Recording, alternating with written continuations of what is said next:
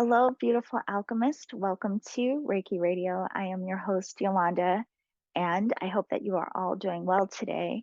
There is a lot of shift and change that has been going on for us collectively as well as individually.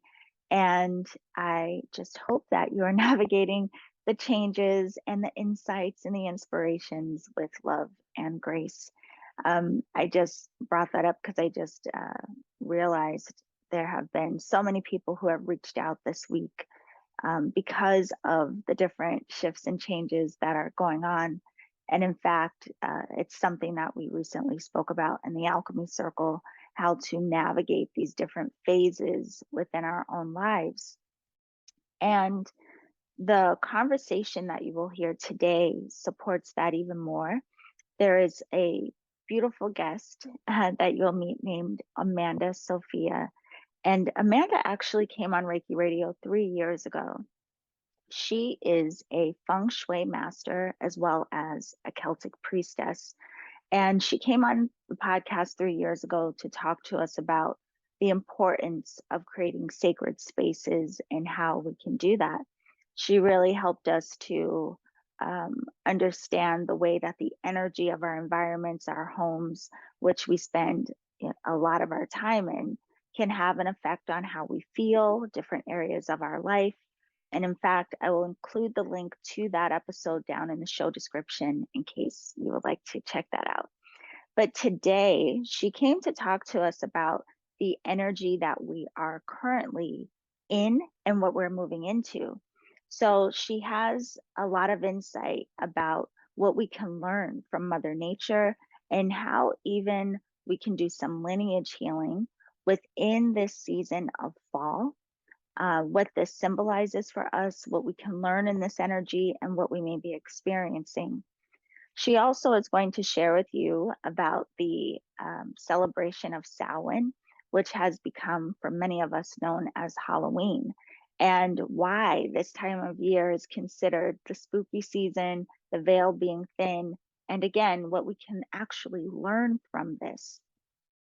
And then we also go deeper into conversation about the winter solstice.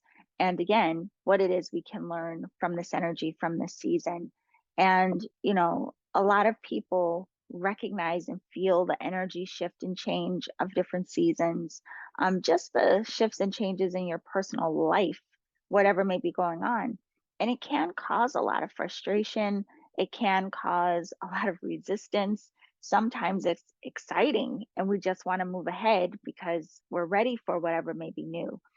But when we understand the different energies that we may move through, not just collectively, but in our personal lives, when there's understanding of how to work with these different energies, how to make the most of these shifts and changes, and the gifts that they are all contributing to your healing process, it can make it a lot easier to navigate and understand. So Amanda is going to share so much with us to help us prepare for Halloween or Samhain and to prepare for the winter solstice. She is also the creator of Divine Women Awakening, which you will learn more about and why this work means so much to her. As I mentioned, we do talk about ancestral healing, and she points a lot to the wisdom of Earth itself. She says this is a time for us to really go into that womb space, that sacred womb space before rebirthing, which would happen around spring. So, no matter what it is that's going on for you right now in life, I hope that you enjoy this episode. I hope that you learn a lot from Amanda Sophia. If you would like to learn more about her and her work, you can visit her website, which is joinamandasophia.com. Again, of course, that will be down in the show description. I also want to remind you that this Sunday is the free Oracle class that I will be offering called Behind the Veil with the Oracle. Now, several people have ordered the deck, which I am so thankful for. And as my thank you to you, I wanted to offer this free class to support you in reading the deck more intuitively. So if you would like to sign up for the class, it is free. You can go to my website, theenergeticalchemist.com, and you will find the registration link to the class there. Also, if you would like to order the deck, there are still some available. Again, you can find that on my website, theenergeticalchemist.com. And even if you can't come to Behind the Veil with the Oracle live, if you register for the class, you will still get access to the recording. So if you want to try to get your deck before the class begins, there's no guarantee, but orders will be going out today. So you can order today and hopefully you will have it before the class. And those of you who want to go deeper into your work with Oracle, there are other classes available for you, Alchemy of the Seeker and Alchemy of the Oracle. You can learn about all of this on my website. The final thing I want to share with all of you, beautiful Reiki practitioners out there, is there is the annual Reiki Rays Global Healing Summit that will be starting officially on November 11th. Now, this year I had an opportunity to co-host the event, so I can tell you personally, there are some amazing interviews.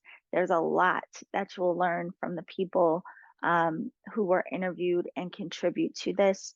When you register, you get access to watch the interviews for free on the days that they launch. So this event goes over about, I think it's 6 days, and each day there are new interviews released.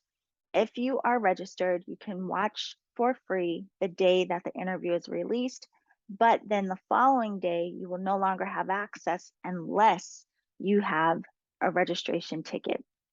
So right now there is early bird registration. So if you would like access to all of the content, all of the teachings, you can get early bird registration now, which I believe is $57. And that gives you unlimited access. You can watch at your own convenience whenever you want to watch and tune in. There are also some free gifts and offers that are provided from some of the contributors to the event. So I would recommend, if you are a Reiki practitioner or someone just interested in Reiki, sign up for the event. At the very least, you can watch some content for free and get access to some other goodies. So that information can also be found on my website, theenergeticalchemist.com.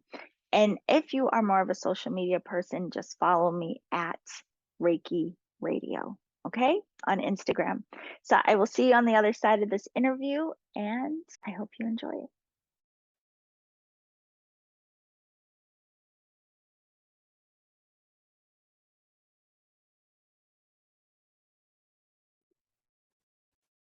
Hey everyone, welcome to Reiki Radio. Today we have the beautiful Amanda Sophia again. Yes, it's so nice to have you back and to hear more about your work 3 years later. So thank you for coming back to the show.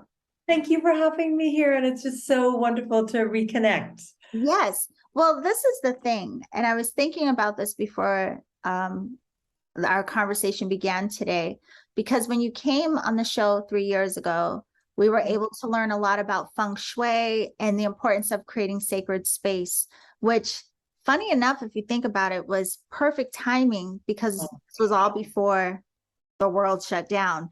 And you shared a lot about the importance of our environment because we spend so much time at home. Now, who knew how much time that was going to be? But we didn't get to hear a lot about the other side of your work, the divine women awakening work that you do. You're also a Celtic priestess on top of being a Feng Shui master. So today we get to learn even more from you, and I'm excited about it.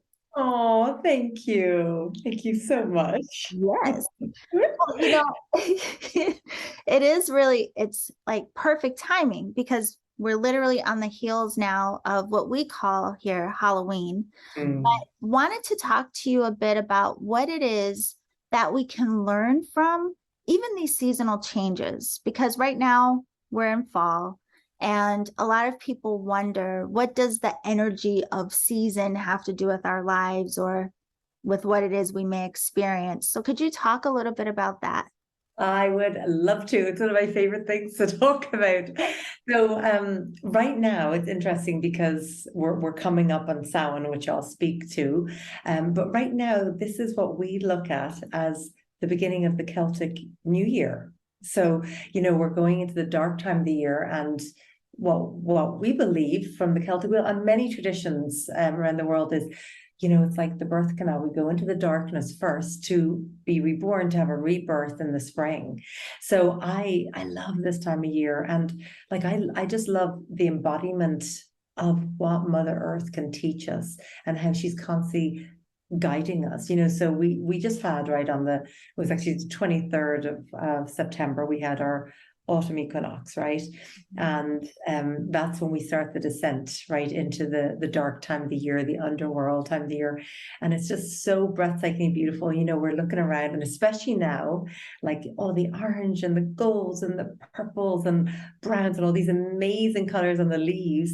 And we're like, I'm looking at it just so in love with it. But it's so interesting because what is actually happening is the leaves are dying and they're falling off. So there's this just deep wisdom in the earth of, what, I understand that I have to let go of these aspects that no longer serve me. I have to let these parts of myself die in order to have that rebirth. And just that inner knowing. And like, that's why when we can harmonize our cycles, right? Because we have all that cyclical, wheel within us. And just like with the moon, when we align with the moon cycles within us and above, and the seasonal cycles, like, it just helps us live in that balance and that harmony that nature is always teaching us, right? So we're into this, and then it's like, okay, well, what does that bring up in me? And it's, I think it's really, for me, it's heightened, right? I used to live in San Diego where it's nice weather all year round. Here in Ireland, it's like, it starts to get dark at 4 p.m. and it's dark by 9. So it's like, wow, that's a lot of darkness, but it's like, I'm going to step into that, and I'm going to make friends with the darkness. I'm going to allow whatever I need to learn from that. So we go from the autumn equinox, right, which means the equal, to pause, to stand still, right? And then the halfway point between the autumn equinox and the winter solstice, which is the 21st of December, is Samhain. And that's where Halloween actually originated from. So, what we used to do is we used to carve turnips. And I don't know if you've ever tried to carve a turnip, but it's like rock. So the Americans are very smart. They came up with the idea of the pumpkins, which is way easier. But if you think about it, like Halloween, right? Everyone dresses up as ghosts and witches because the veil to the other world is so thin, right? And it is that time that we get to connect deeply with our ancestors. So this time of Samhain is profoundly powerful for healing the ancestral line, to connect with our ancestors. And if you think about it, even just the honoring of this time of Samhain, or these different points on the wheel, the solstices and the equinoxes, we are actually saying, okay, ancestors, we are connecting with you, because all of our ancestors throughout time have connected with these times of years. They didn't have computers, they didn't have watches. They would look up to the sun, they would look up to the moon and go, okay, we need to, plant the crops, or we need to, and then this would be kind of a scarier time of year, right? Because they didn't have fridges and freezers and things like that. So like, over here right now in Ireland, there's all the berries and there's the apples, but they had no way of keeping those. So they would have these huge festivals, right? So the Halloween, Samhain is on the 31st, but then we have the lunar version. So it goes all the way until the 7th, the honorings and the festivals and the ceremonies that they would do. But really these points last for 6 weeks because they take us all the way to the winter solstice. Wow. But so they would have these festivals and they would eat and drink and be merry because they had no other way of keeping the food. So they would actually try and consume much of it. And then it was just like, okay, this ancestral energy comes down the line. So what does that bring up in me? Even though, yes, now I have a fridge and a freezer, but what does that bring up in us that's come through that line?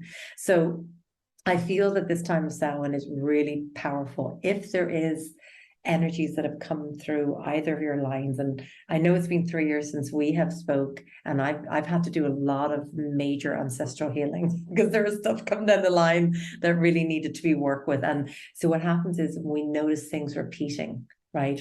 what happened to our mothers or our grandmothers or great grandmothers. And it's just like, oh my gosh, that cycle has to end. Like I've got to complete these. So this is a really powerful time for anybody that wants to kind of work with that. And one simple thing that I would suggest is creating a Samhain, an altar to honor the ancestors. And so, the altars, there doesn't have to be any strict rules, but I love to bring the elements in. So the fire, right, that has that ability to transmute or transform the energy. And when you sit at an altar, to light the candle, it's like a way of opening the sacred space. I love to bring the element of water in. So whether it's sea from the sea or a river or a well, or just water with prayer that you put it into the moon. So I like to put that in and bring the element of metal. So I put in some kind of a metal bowl or chalice, and then the wood. So maybe fresh flowers or leaves that you've gathered out in nature. Like all this can just be what you found in nature. And then the earth. So whether it's crystals that you have or rocks that you found, and like all of these elements, like the rock is for grounding and centering, but also it's like the earth has this ability to bring the wisdom forth. The water reminds us of that movement, and it brings purification. So when we consciously bring these elements under our altar, it's so powerful. And then wait, I have so many things. I'm just, oh God, I'm trying to take notes, but I have to ask you this about the elements, because what you're saying, it reminds me of the like 5-element healing, elemental healing, like in Chinese medicine. So those elements versus, say, some people may just be familiar with fire, water, air, earth, and ether, say like this.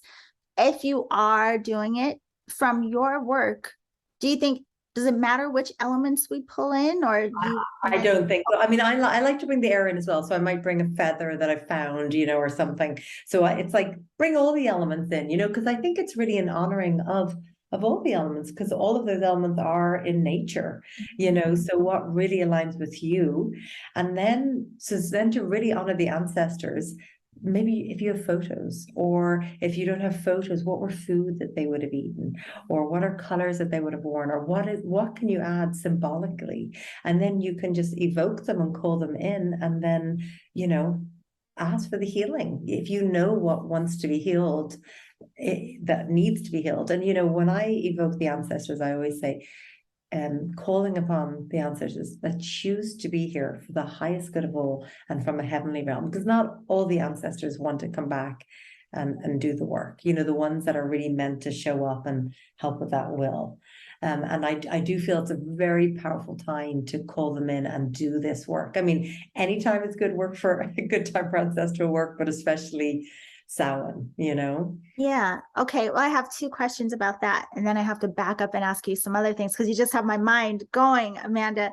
So one of the things with it's interesting hearing about this, and I just want to point it out because a lot of people, there's a lot of like fear and demonizing even Halloween. And I remember actually a few years ago, a friend of mine and we researched it because we were curious, like, where did this come from? And so learning about the Celtic connections to the origin, but then also learning the side of, in San Diego, we're next door to Mexico. So I also had to look up Day of the Dead and learn about the connection to All Saints Day, which is like a Catholic holiday or something like this, right?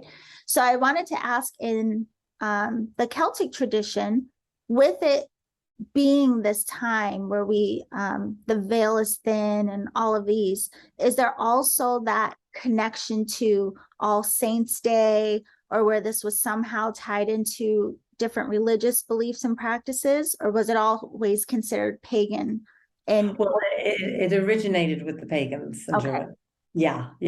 But with a lot of the sacred sites and stuff, then there might be a religious connotation brought into things. Okay. But I do feel that they're all connected, Yes. whether it's, of other different cultures, like it's all connected, because it is a time where the veils are thin. So it's not just like the Celts that realize that, it's, traditions and ancestors from all over the world. Yeah. And that's a really cool thing too, when you really look at where so much has started, but how culturally different things that we think are, just for named one. to us or somewhere else. Yeah, it's celebrated many places by all different names. So I wanted to ask you this too. I like what you suggest of connecting or calling in the ancestors, being very specific, those who want to come and are working with the highest and best energies for us. Some people struggle with, well, I don't know my ancestors, or perhaps they were adopted and don't know their origins. How important is that for someone to really know? And do you have any suggestion or just food of thought for someone who? Yeah, no, I think that's really important. I think, and I love Brené Brown's work, that how vitally it is for us to all feel this deep sense of belonging, not just trying to fit in, but this true deep sense of embodiment of in oneself, but this sense of belonging on the earth, in our soul. So if somebody doesn't know, like, they were adopted, and they don't know, when they call upon their ancestors, they're going to call in their ancestors. So it kind of, like, when we do our spiritual work, in some ways, I'm not talking about a spiritual bypass, definitely not talking about that, but there is, by just calling in the spirit aspect, our ancestors are going to show up anyway, regardless. But for beloveds that maybe didn't know family members, or that want to, if they do know of the land that they were, like the motherland that they're born in, there is practices where you can, even if you're not on the land, where you can connect in at that land and connect with the ancestors of the land.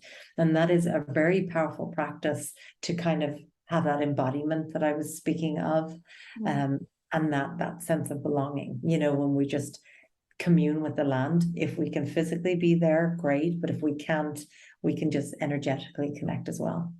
Yeah. Oh, that's so beautiful. And hearing you say that, it brings to mind two things. One, I recently saw an interview and someone was talking about, in some countries, like from a young age, children being raised to know that they are surrounded by their ancestors and by like their spiritual or spirit council, which is so beautiful. Imagine if you knew that at a young age. Oh, I know. Yeah. But then also the idea of, a lot of us assume what our lineage may be or our ancestry may be, but even, going back, we don't know what the different travels were, or interactions, and what happened. And I wonder if that can speak to sometimes where people have a certain calling towards certain traditions and they're like, why? It doesn't make sense. I'm not of that culture. But I mean, Absolutely. back to what you said, I mean, it's all connected, right? Absolutely. And I think even one step further back is past lives. Yeah. It's like the deep calling for me. I know I've had a couple of past lives in Egypt and, other places. And there's just this deep remembrance, or this deep knowing, or just this deep calling to go to that land, to practice these traditions, and it's like there is always a remembrance. It's just if we allow that, and if we listen to that. Yeah. And, I have to ask you this too, especially when it comes to the connecting with ancestors. Like, there are different ways and methods and traditions and intention. I love the example you gave us with the altar and being very intentional about calling in. Some people do wonder, well, I mean, what do I ask them for something? Like, what do I do? Right. And especially because this is a time when the veil is thin and we have more of an opportunity to maybe connect in a way that seems more tangible, or we can feel it more. There's something in the essence where you really, do you personally find that, like, okay, this is the time where I work with my ancestors in a very specific way? Like, are you asking them for guidance on your path? What do you make of this time? Well, I feel like if you consciously choose to have a connection with your ancestors, they can be there as guides for you all throughout your life, and there will be specific ancestors that will be there with you.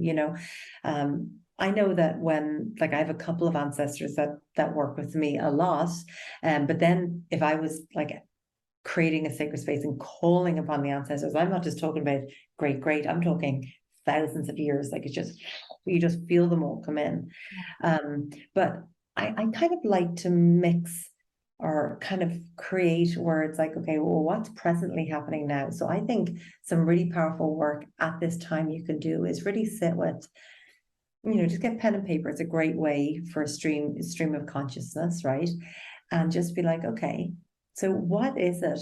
What are the stories that are, playing out in my life that maybe, and then you could look at the relationship with your mother, with your father, their relationship back. And you can start to kind of identify, because some things are really, really obvious. Yeah. And then some things are more subtle. And then as you start to investigate, you're like, because that's what happened to me. I was like, okay, I really want to find out more information on my great grandmother and, on both sides. And it was like, what I found out was so profoundly powerful to my present journey now.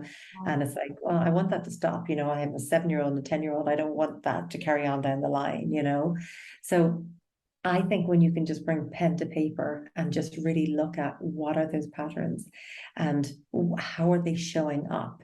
So then when you work with the ancestors, and I actually have a meditation I'd love to share with you and your community, where you can evoke the lines of energy. You do this practice first, but then you basically, have this healing light and you can just pass it back all the way through the line. And if you could just visualize that even just for a moment, like thousands of ancestors all the way back, and they're just choosing to heal the line all the way back, so there's some beautiful practices, visualizations, journeys that you can do to really, to really cultivate that healing that you want to. Oh, that is beautiful. Yeah. And hearing you say it, I can feel it in my body, even just thinking of the vision that goes with that.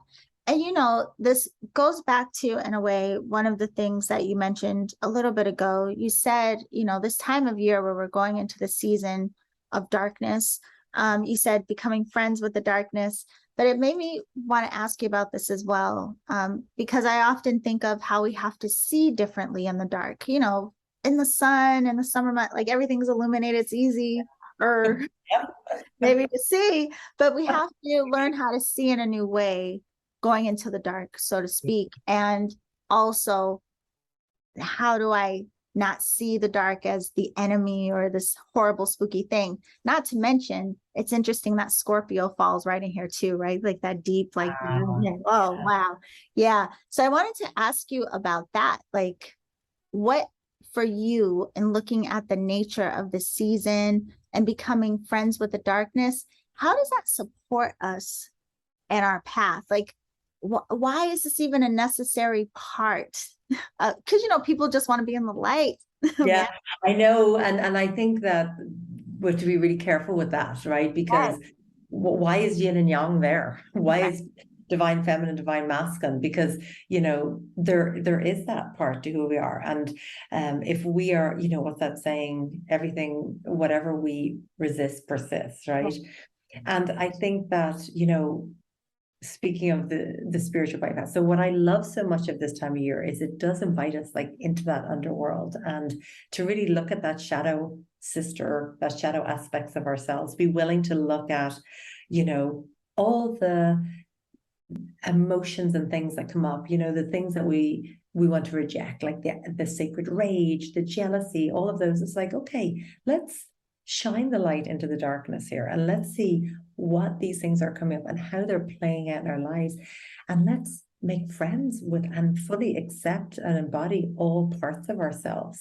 So I think there's such magic and alchemy when we're willing to go into that darkness and not always just be like, it's so easy to be self-loving and everything when everything's perfect, the light is shining, the sun is shining, but it's like, okay, what about in that dark night of the soul? I mean, that's when the transformation happens. And I'm not saying, because I don't want to, subscribe to, we have to go through the dark night soul in order to grow and transform. That, no, we can do it in joy, we can do it.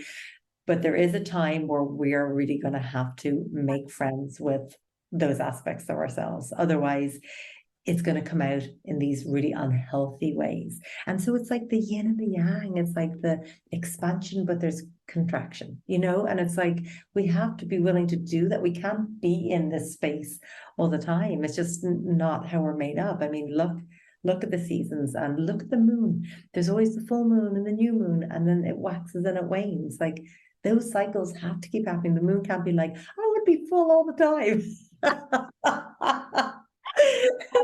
So it's so funny, like listening to you describe it, it feels like if there wasn't a fear of the dark, whether that's like Yeah. literally the dark season or what it is that we start to recognize and touch within ourselves that perhaps we were uncomfortable with at some time, Yeah. that the dark could actually feel very like cradling and Oh, nurturing. Oh, like absolutely. it would just hold you. Yeah. It's like you're in the cave, you're in the womb, Yeah. like, it's like, oh yeah, it's vital. Like it's a part of our evolution and our growth, our spiritual growth, it's like there's spiritual awakening, but there's also like the growing up, Yeah. and we have to embody both aspects and, take responsibility for our choices and like be clear about that. I'm so glad you said that because I think there's so much emphasis on that, like the spiritual awakening, and I want to wake up, blah, blah, blah. But there is that part of, okay, well, even if as you come into different phases and cycles of awareness, then what do you do? Because you can Yeah. be aware, but what do you do with what you become aware of? And are you willing to do the work to grow? And I want to, take this deeper into the winter solstice. But at this point, because of what you've shared, I really do want to ask about the work that you do with the Divine Women Awakening, because this is obviously a passion for you. So could you tell us a little bit about that? Yeah, I'd love to. So it's a year-long journey, and it's literally what we've been talking about. So the journey for me really starts at the autumn equinox. So it's like, what do we need to release? What do we need to let die? What patterns, what thoughts, what ways of being, what stories do we tell ourselves? Like it's just like the letting go part, right? And if you think about it, like I mean, nature's just always teaching us, but if you think about it, she's so brave, the tree, Mother Earth. Like she's willing to stand completely vulnerable and naked to her soul all winter long. No leaves, just here I am. And, it's just that she's deeply grounded into the earth, she stands strong, she's not rushing around trying to do anything. So I really base the whole divine woman awakening based on like, so we move through the year. So that's kind of the energy of the autumn equinox. So then we move into Samhain as, going into the underworld. And I work with a lot of the goddesses. So the goddess of Samhain is the Morrigan, and she's the goddess of sovereignty and authenticity. And, she has a sword, so she'll like cut through anything that isn't of the truth. It's like the shedding, the letting go, the authentic voice, the true voice, doing that ancestral work. And then we move on to the next spoke on the wheel, which is the winter solstice. So that's the time of dreaming and being willing to go inwards and to pause, right? Because like I really loved living in San Diego, but it's like there isn't really that time to pause because it's 70 degrees, 365, and it's like here in Ireland, it's like get into your house now and put the tea on the fire because it's dark for, for Yeah. a month now, and so you're like forced in it. You could be snowed in, you could be rained in, whatever it is. But it's like Mother Earth goes, no, you're going to take this time to reflect, to go inwards, to pause, to dream, to plant seeds. So that's what we do. We go into the shadow aspect. We go into, reflecting on all those seeds that we want to plant as we then come into Imbolc, which is the 1st of February. But back to the winter solstice, it's such a powerful time, and that's really related with the Irish goddess. She's called the Cailleach. She's the wise crone, the hag goddess, and she's beautiful. If you could visualize her, she's got a big apron, and she has all the rocks in her apron. And the mythology behind is that she runs over the fields and she's created all the standing stones and the fairy forts and the cairns and, and then the mountains. So she just throw a rock. So, it's really that wisdom that comes through the earth. And so then we move to Imbolc. And that's Bridget, the goddess of the hearth of the home, the eternal flame.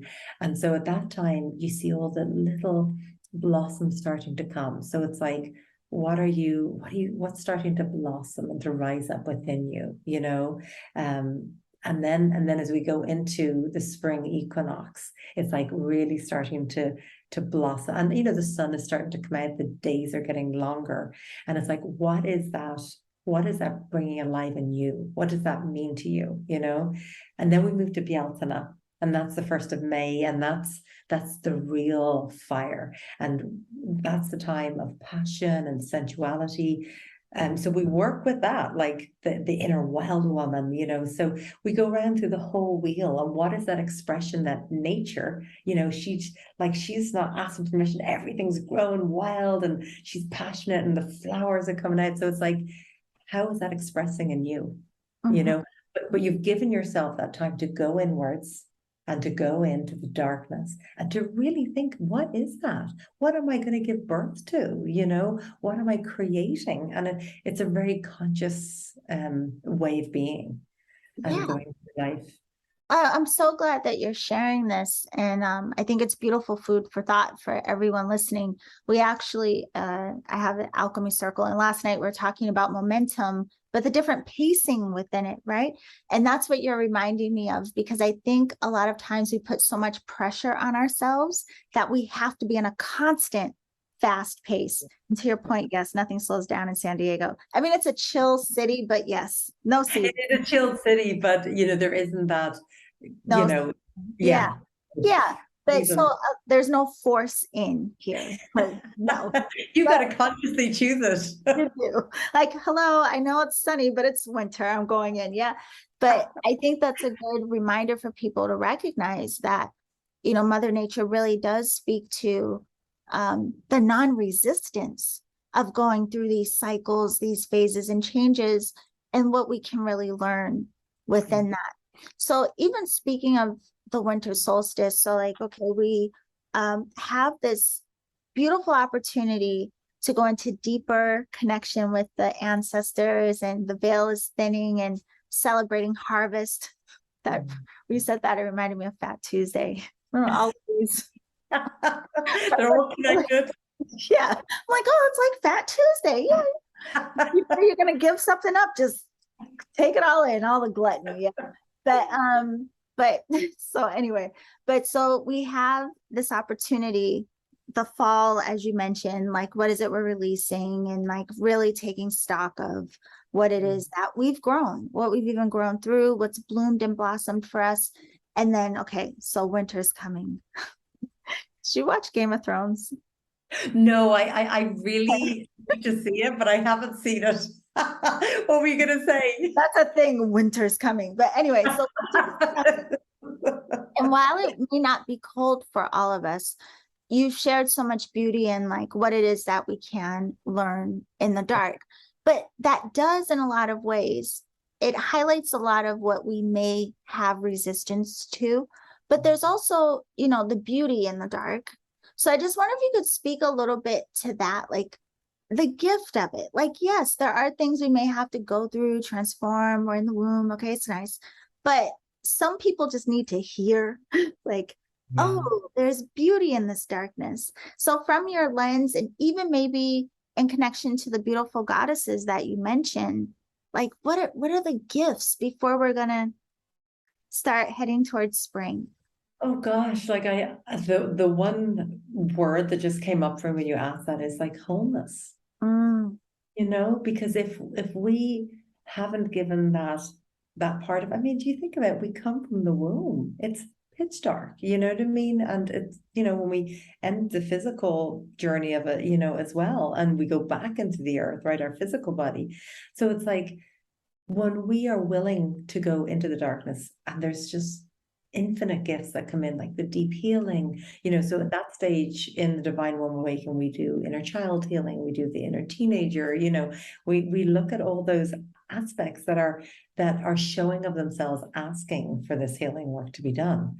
And so when we're willing to go into the darkness and into that unbelievable quiet and stillness, that's where the guidance comes in. When we're busy and constantly in that doing, that more masculine way of being, right? Wow. Darkness allows us to be more receptive. It allows us to be more creative. It allows us to plant the seeds and to then create when the sun comes out. So if we don't give ourselves that chance to go into that darkness, that stillness, and I think even if you're living somewhere in the world where it is sunny, I mean, you can have your winter solstice in summer if you want. It's like, to me, the winter solstice is an embodiment of the healing time, the going inward, the pausing. So like if somebody has a really challenging time in June, like they go into their own cocoon of their own winter solstice, just like during winter solstice, we might go out in the world. So we're talking about these times years, but they're also what they represent, what they, can activate within us. So I feel like it's wholeness, because if we haven't been willing to descend into the underworld and to look at the darkness within ourselves, like we don't really ever get that true aspect of full embodiment of who we are. Right. No, and I'm so glad that you bring that up, that it's not necessarily going to mirror the seasons that we're in, but more so that we learn from the seasons and the gifts that they bring. And we could be in any of that phase, any phase during any time of our life. But you also made me think of, Amanda, I think a lot of times when people think of rebirthing, like maybe automatically your mind might go to reincarnation, like, oh, I'm going to come back as whatever, whomever, right? But when you were saying that, it made me think of how we go through these cycles of rebirthing again and again. Oh my gosh. Yeah. All the time. All the time. Yeah. And I think there's a lot of pressure people put on themselves of like, I should be further along, or why am I not doing this right? Or, I thought I healed that already. Yeah. They're just the stories. That's just the inner critic, And as far as the healing goes, like I really like to think of it as a spiral. Because the way we can have a circle, right? And we might have, like, let's just say beach ball size, something that needs healing, and it's on the circle, right? And we do a lot of healing around it, right?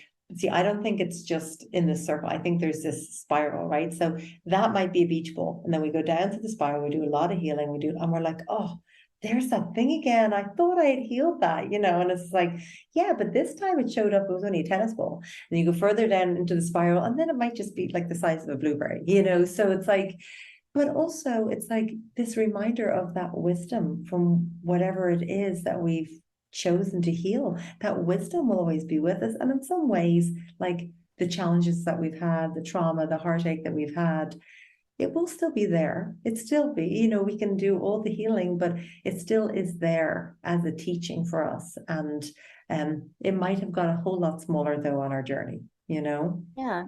Well, it's funny too, with talking about this, it makes me think of how it seems like collectively, like globally, like we went through a very long winter solstice.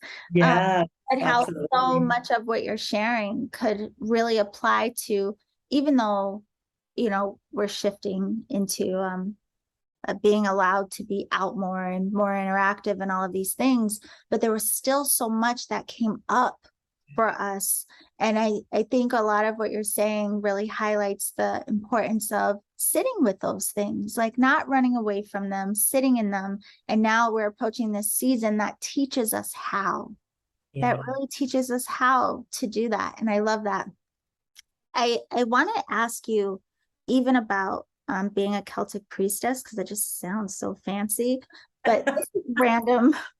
This is so random, Amanda, but I wrote it down as you were talking. I'm like, wait, I'm speaking to this Celtic priestess in Ireland, and I don't know if it's related or not, but here in the States, a lot of people in this realm think like, oh, I'm going to Ireland because I want to visit the fairy glens and this type.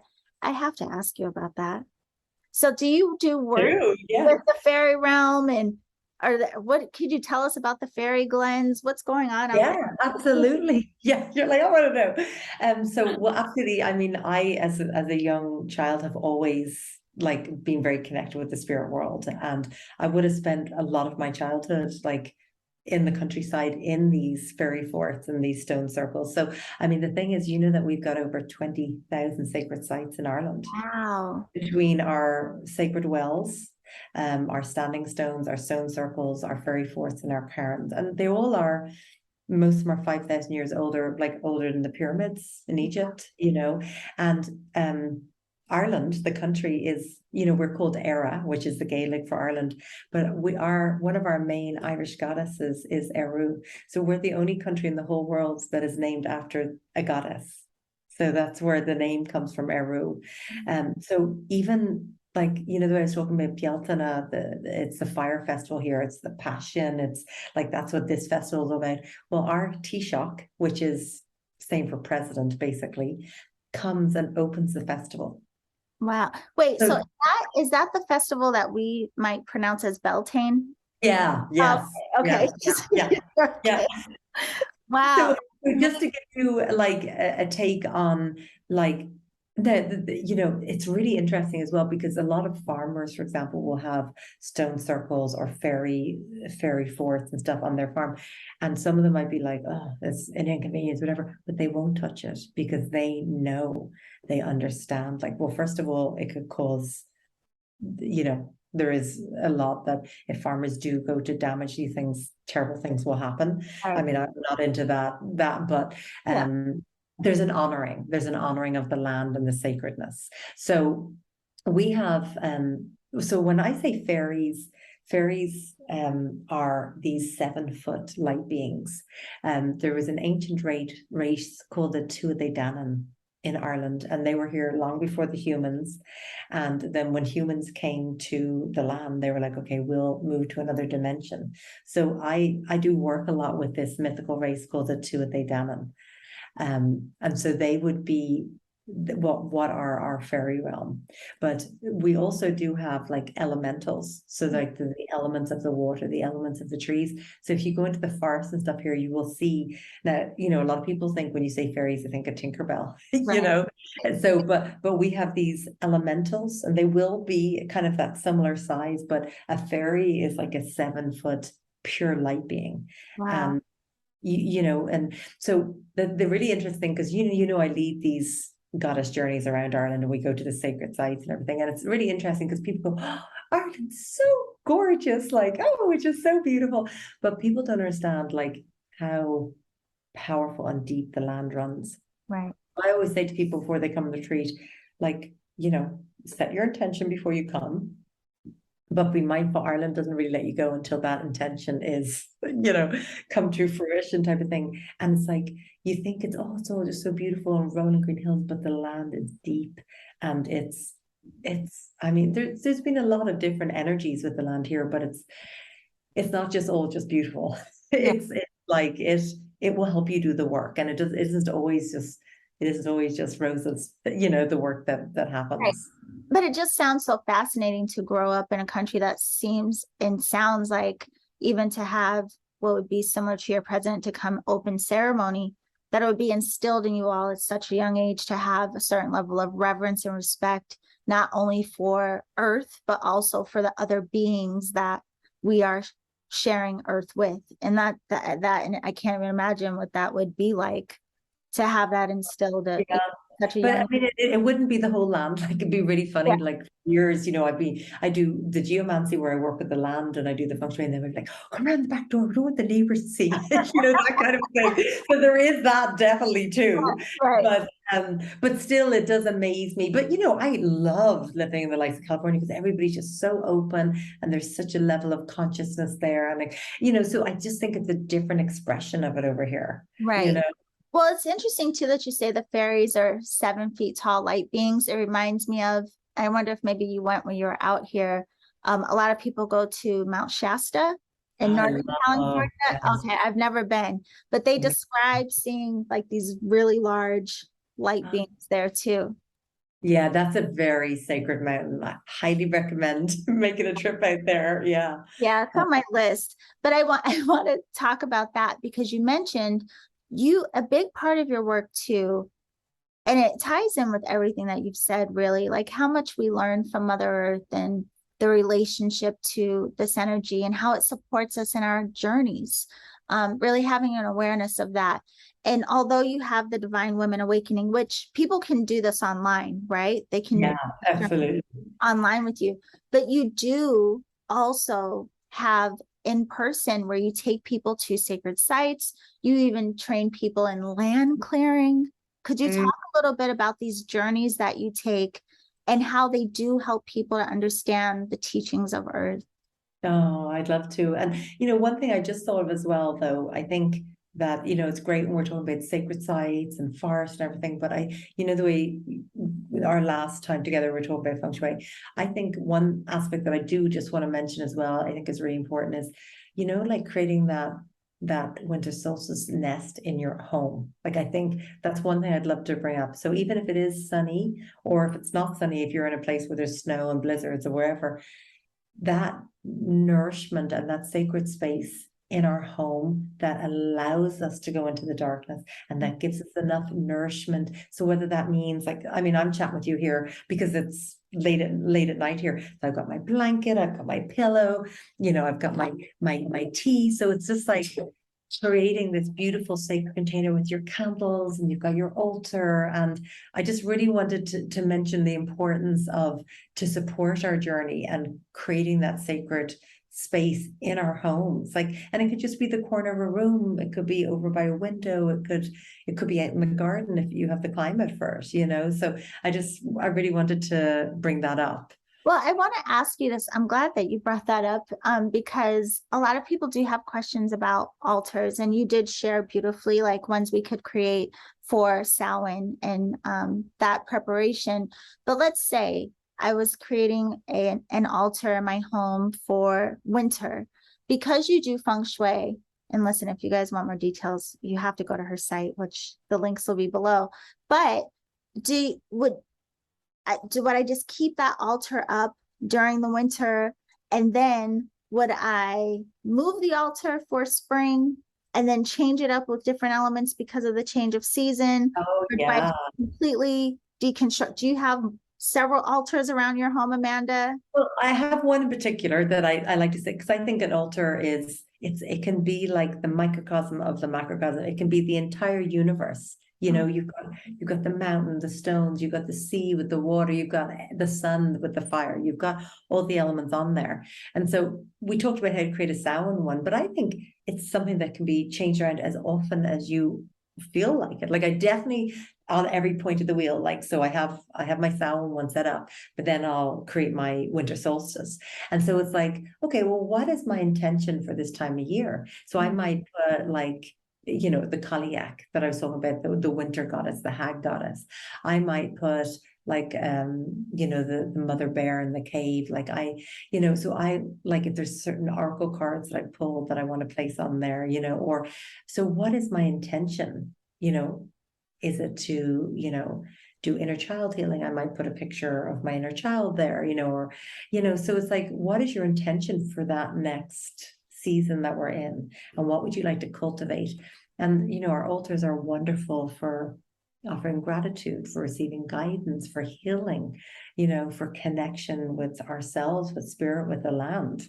So I think there's, I stay away from rules. It's just like, okay, what really speaks to your spirit? What speaks to your soul? You might change out the crystal to some black onyx, or, to represent that winter and that going inwards. Yes. Might really feel like the winter solstice, like we have the winter solstice to remind us that of the promise of the return of the light, when it does get a little scary, and was for our ancestors. Like, oh my gosh, is our food going to last us? It's like, okay. And so then the pagan kind of more druid was the winter solstice. So then, Christmas came from that. And that's why there's red tinsel and lights everywhere. So it's to keep our spirits high, so like, we don't descend into that darkness so much that it's like, we have to have that yin yang. We have to have that union within us as well. Yeah. Wow, that is so beautiful. I'm thankful that within this conversation, I think there's so many different elements you pulled in to really provide, like, some teachings for us today, a lot that we can chew on to understand. But I do want to make sure, again, people do know that with the Divine Women Awakening, that is something that can be done with you online. But as I mentioned, you do have different types of retreats and different types of trainings that you do there, with sacred sites and land clearings and all of these different types of things. And I know we're running out of time, but I did want to ask you about that aspect, because a lot of people talk about clearing their home. And of course, I'm sure you spent a lot of time with this being a Feng Shui master. Yeah. But clearing the land, could you talk a little bit about the beauty of that? And it's coming to ask you, like, even like ways we can give reverence, maybe even to the land that we may live on, and just how that may contribute to our consciousness of having like just thankfulness for the land as we travel the day. Absolutely. I mean, I don't know about you, but I literally am orgasmic. God, look at that tree, look at the mountain. Oh my God. Like there, and like, you know what I really feel in nature? Like I look at a tree, I'm like, oh my God, it's like the most beautiful thing I've ever seen. But the beautiful thing about nature is it's looking back at us and thinking the exact same thing. It's just that mirror, that reflection. And like the land, like I live really far in the country. I've got a sacred mountain across here. I've got forestry all behind, and houses are very close. And the nearest town is like a little bit away, but may it be a town, it's really just a pub that's also a shop and also a post office. All one. So like I have a lot of nature all around. But so to answer your question, when it comes to connecting with the land, like I do that daily. So whether it's like you're barefoot out in the land, whether you're just putting your hands on it, whether you're doing prayer with it. I mean, on every menstrual cycle, I will offer my blood to the land as well. And the reason why I do is, one, it's like giving fertility back to the land, giving gratitude. But I also do it mindfully in such a way that I'm offering my blood in peace and love. So there doesn't have to be bloodshed that is not of that. So there's a clear intention.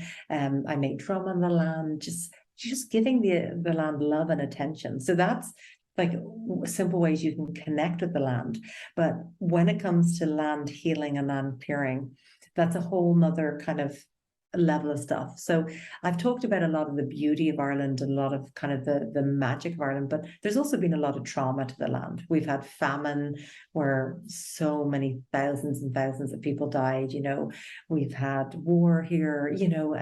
So when there's been a lot of bloodshed on land, it can be very traumatic for the land, and it can hold that imprint, that energy, unless it's cleared and released. Now, the land itself, just holding that energy, will be okay. The beauty can still grow.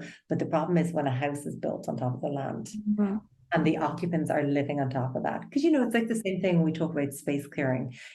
People are having fights and divorces and sicknesses and like all that stress and worries and energies go into the walls, into the ceilings, it goes into the carpet, and unless it's cleared, everybody else that carries on living in that house, or new people that move in, are moving into that energy, unless it's cleared. So it's the same thing with the land. And then there's if there's been a lot of like construction on land, it creates what we call geopathic stress, or if there's underground water. So again, geopathic stress is okay for the land, just for the land. Same thing with water, but if a house is built over it, it can cause sickness for people that live in it. So, I use dowsing rods, but a lot of the time, or a pendulum, and then sometimes I just douse with feeling it, and then just find out where these lines of energy are, or why people are experiencing what they're experiencing in the home. And so we can do rituals and ceremonies with the home to clear that trauma out of the land, to clear whatever, through blessings, through offerings to the land. And so then it rebalances it for people to live there. Okay, so is that something that people can only do with you in person, or is that something also? No, yeah, I teach. I have actually, it's myself and Alex Stark, and he's an absolute incredible shaman and geomancer. He's been doing it 45 years. Wow. I actually started training with him 25 years ago. So between the two of us, we've got about 70 years, not including the lifetimes that we'd be doing it. Yeah.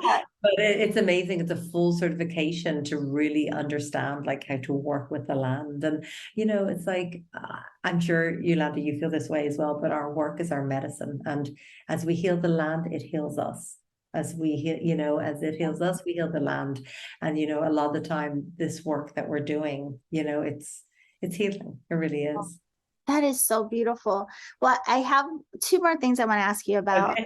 I'm going to probably make it quick because I know we're really running out of time. One, I want to ask about your podcast, because people always can have like more resources, beautiful things to tune into and keep learning. But I also wanted to ask you about this because you're a Celtic priestess, and nowadays I think hmm, a lot of times when people hear the term priestess, they assume like it's from another time, like another lifetimes, so long ago when the priestesses existed. No, right? But this work has carried on, like you said. I mean, like not only just through what may be retained in memory from other lifetimes that may be reactivated, but also what's passed down through lineage, on, all of these different ways. And so I wanted to ask you about that. So what is a Celtic priestess? And how does it tie into your work? Is this like a big part of what you share, or is it something that's just more a part of your personal work? I think it's definitely both. And to be honest with you, like there's not really a difference between my work and my personal life, Yes. right? Because what do I love to do? What's joyful? Like, is going to the sacred sites, doing ceremony. Well, that's what I do for work. Okay.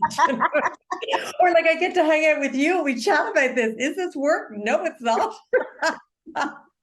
So there isn't really, a different, like, I'm sure you feel the same way. I mean, yeah, the admin stuff that needs to be done or whatever, but for the most of it, it's like the Divine Woman Awakening and the Geomancy, it's just an expression of what I do on a day-to-day basis, Yes.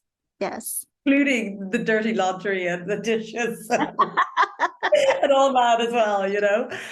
But I like, what is a priestess? I feel like a priestess is, number one, somebody who does their inner work. Mm. And is not going to go around projecting and is willing to do that inner healing in order to have that clearer connection with source, right? And the land, the goddesses. A priestess to me is somebody who is fully embodied, is connected with land, but also is present and but still be connected. Yeah. Priestess is somebody who's just like you are. You are a priestess. They're in service in their community, right? And want to raise a conscience, but also walks their talk. Yes.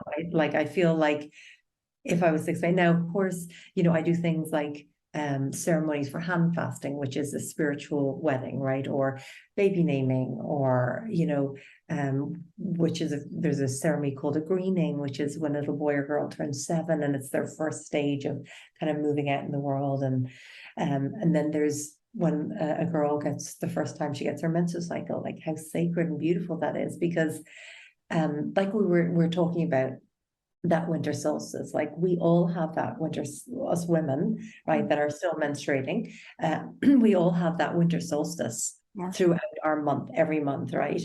And I think so many women look at it as, it's inconvenience, they get cramps or whatever, but it's actually no, whatever is coming up at that time on the full moon, or at that time in our menstrual cycle, is coming up to be heard, to be seen, to be witnessed, to be healed. So it's like we have our own winter solstices every month. There's that time in our cycle where we're just like, I can do anything. That's our summer solstice, lunacy. But we all, and so it's like really honoring, that's your creative time, that's your healing time, that's your deep intuitive time. That's not an inconvenience. Do you know what I mean? An inconvenience to the productivity. It's like, I've really constantly remind myself of that all the time. It's like that inner perfectionist, or that inner just like constantly striving and achieving. It's like, no, let's just pause and let's take this time, and what is really here. And for me, it's nature. Nature just brings me right back in, drop in to what is important here and what is not. Amanda, I wish I could talk to you all day, because yeah, let's keep hanging out. It's like you block your day out. Oh, now it's nighttime for you. I'm like, who cares? It's midnight. I won't sleep tonight. It'll be fine. We'll just chat. Yeah. But no, I love that you describe even our cycle, and we go through it as like a winter solstice, because I'm 45 and it's taken a good 40 years. Yeah, really, truly, for me to even come into like not hating that time, and so, but hearing you say that, like, oh, that's our own winter solstice every month, I was like, oh, I'm gonna think about it that way this time and see what that is. That was a beautiful way you described it. Yeah, and it's just like honestly, like planning it. Like that's part of the Divine Woman Awakening. It's like, when are you menstruating? When are you ovulating? And it's like, okay, that time you need to go inward. So don't schedule these really important meetings or interviews, or like, it's your inward time. So slow it down. If you have a creative, intuitive project, do that at that time. And then at the other, so look at your cycle and be in harmony with yourself, Yes. not fighting yourself and creating this inner turmoil, you know? Honey, I schedule my life around it, and my friends think I'm crazy. They're like, You're "Oh, amazing. that's it." And I'm like, listen, that is my time, okay? If I want to Netflix and chill, that is what I'm going to do. Yeah, absolutely. I love you. It's just, I You're gotta awesome. get down. Yeah, yeah. No, this has been so amazing. But I want to share with everyone too, because you have this podcast called Divine Woman Podcast.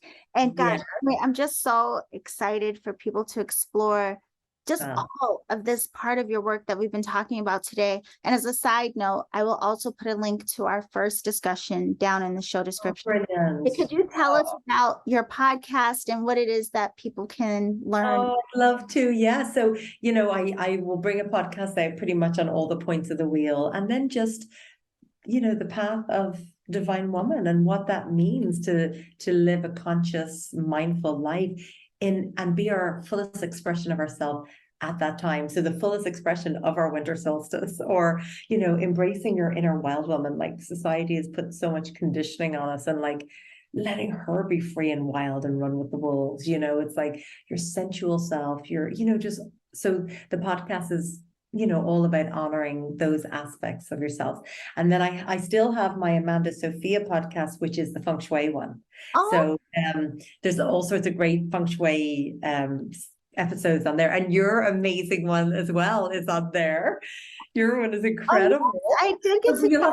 You'll have to pop that into show notes too. Well, yes, and now I'm thinking I'm gonna have to put both of your podcasts down in the show description, because you're just a wealth of knowledge and information. But the beauty is, and I really love sharing with the community, are people who are really putting their work into practice. I mean, like, you live the expression of this work, and it really comes through in the way that you share, and you're passionate about the work and what it is that you're not only learning from this beautiful planet, but how you then like translate and give it back to us. So I'm excited about re-exploring all of your work.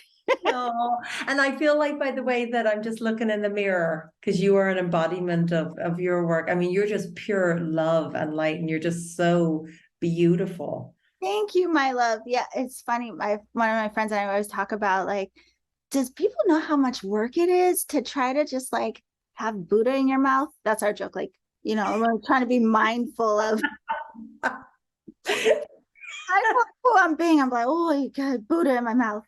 Yeah. But it is work, and so thankful that we have all of these different ways of learning. And I've learned so much from you today. I also want to know, I'm not going to, yes, I'm going to ask you, which site is best for people to learn about your work, even though we'll put it in the description as well. Yeah, join amandasophia.com, because that kind of leads to everything then. Okay. All the podcasts and blogs and trainings and stuff like that. Everything there. So join amandasophia.com. Be sure to check that out. I mean, you have so much beautiful work. Anyway, they'll see when they go. But I have to thank you so much for coming again, my love. And hopefully we'll get together again, not another. Oh, amazing. And thank you for having me. It was so incredible connecting with you and your amazing community. Thank you, my love. And for everyone, be sure to check out Amanda's beautiful work and our previous conversation, and we'll see you next time.